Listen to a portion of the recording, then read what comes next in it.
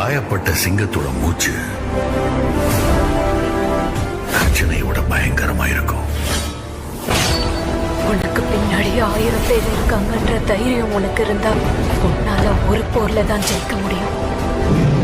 அதே 1000 பேருக்கு நீ முன்னாடி இருக்கிறன்ற தைரியம் வந்துச்சுன்னா உலகத்தையே ஜெயிக்கலாம்.